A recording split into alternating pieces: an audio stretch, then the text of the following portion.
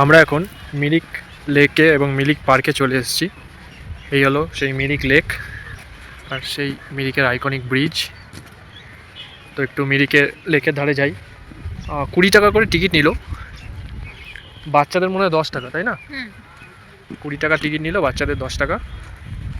এই হলো সেই আইকনিক মিরিক লেক। চাইলে আপনারা এখানে বোটিংও করতে পারেন।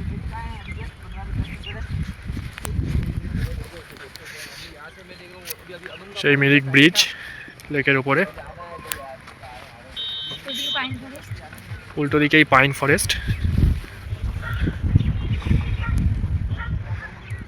ওইদিকে একটা আই লাভ মিরিক এখানেও একটা করা আছে।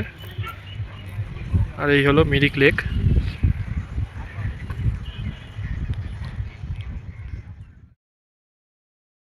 মিরিক লেকে শান্ত পরিবেশ, উল্টো দিকেই ঘন পাইন ফরেস্টের এক মায়াবী রূপ, যেটি দেখতে দেখতেই আপনি মিরিক লেকের ধারে বসেই আপনার প্রিয়জনের সাথে কাটিয়ে দিতে পারেন বেশ কয়েকটি ঘন্টা।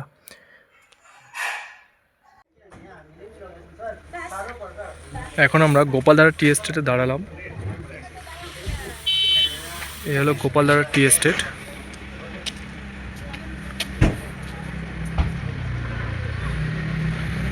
যদিও এখন ভেতরে যেতে দিচ্ছে না, কারণ চা পাতা তোলার কাজ চলছে, তাই আপাতত এখান থেকেই আমরা দেখে নিলাম। সামনে গিয়ে একটা পয়েন্ট আছে, সেখান দিয়ে আমরা চা বাগানের মধ্যে ঢুকবো।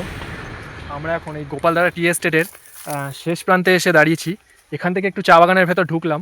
ওদিক দিয়ে মেন ভিউ পয়েন্টটা থেকে তো ঢুকতে দেয় না এখন আর, সবাই নাকি চা পাতা তুলে নষ্ট করে, তাই জন্য। তো আমরা এই জায়গাটা এসে দাঁড়িয়েছি, বেশ এনজয় করছি চা বাগানের মধ্যে।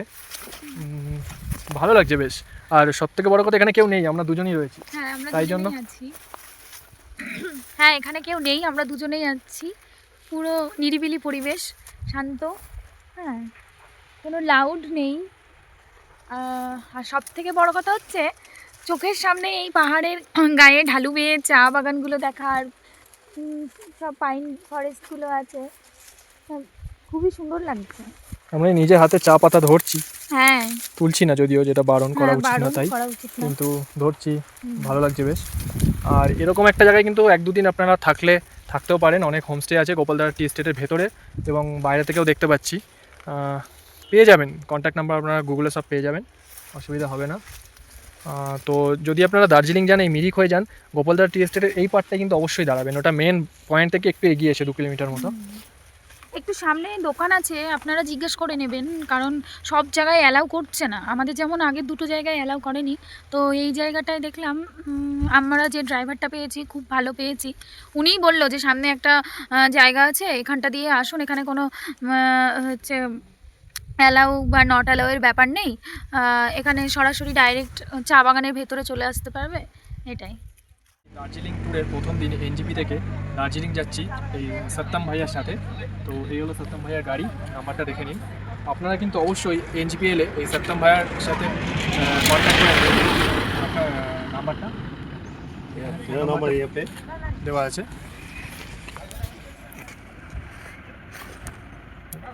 भैया आप कुछ बोलिए। हाँ, आप आइए घूमिए, अच्छा से घूम लीजिए। हाँ, ये मेरा भाई आए, वो कोलकाता से आया है। आपको अच्छा लग रहा है ना घूमने के लिए? आपके साथ तो बहुत अच्छा लगा आपके साथ। आप लोग भी जब अपना যখন আসবেন না, এই ভাইয়ের সাথে কন্ট্যাক্ট করে নেবেন। স্টেশন সামনে থেকে আপনাকে পিক আপ করে নেবে, সুন্দর ঘোরাচ্ছে। যেমন আমাদের গোপালধারাটা আসল ভিউ পয়েন্ট, এমনকি আমাদের মাঝে মাঝে ছবিও তুলে দিচ্ছে। আর আমাদের গোপালধারার মেন ভিউ পয়েন্টে কিন্তু আমাদের ঢুকতে দেয়নি, কাউকে না। দিচ্ছে না। তারা একটা নতুন জায়গায় এনে দাঁড় করালো, যেখান থেকে আমরা পুরো গোপালধারা টি স্টেটটা উপরে।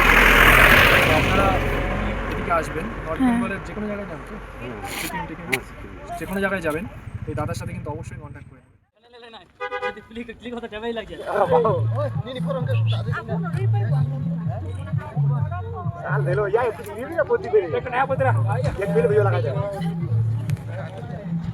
আমরা এখন আছি সীমানা ভিউ পয়েন্টে।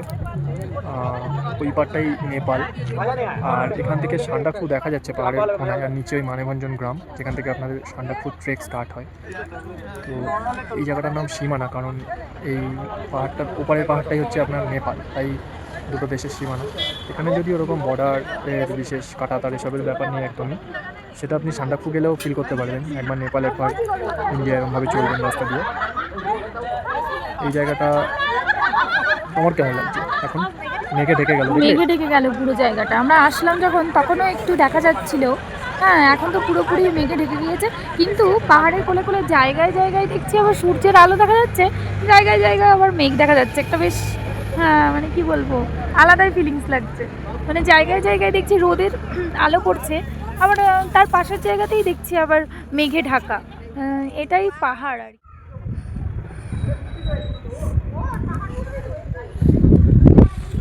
আমরা এখন আছি লেপচা জগৎ পাইন ফরেস্টে। ওই রাস্তা থেকে কিছুটা উঠে এলাম। 20 টাকা এন্ট্রি ফিস আছে এখানে। আপনি ভেতরে এসে এই ডেন্স পাইন ফরেস্টটাকে উপভোগ করতে পারেন, এখানের ফিল নিতে পারেন। আর তোমার তো ফার্স্ট টাইম পাইন ফরেস্টে, কেমন হ্যাঁ। লাগছে তোমার? আমার অপূর্ব সুন্দর লাগছে। আমি তো আমার বরের নামও অপূর্ব। আর এই পাইন ফরেস্টটাও আমার অপূর্ব সুন্দর লাগছে। থ্যাংক ইউ অপূর্ব।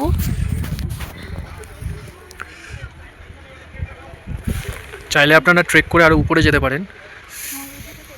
আপনারা কিন্তু দার্জিলিং যাওয়ার পথে অবশ্যই একবার এখানে আসবেন। হ্যাঁ, যাওয়ার পথেই পড়বে যদি মিরিক হয়ে যান, একবার এখানে দাঁড়াবেন। এই যে এই গাছগুলো দেখাও, এগুলো যে কত বছর পুরনো গাছ সেগুলো আমাদের জানা নেই ঠিকই, কিন্তু জায়গাটা অসাধারণ। ঠিক এরকমই একটা পাইন ফরেস্ট আছে দার্জিলিং থেকে কালিম্পং যাওয়ার পথে, লামাহাটা ইকো পার্ক, ওখানেও আপনারা যেতে পারেন। আর এটাও ঠিক সেরকমই।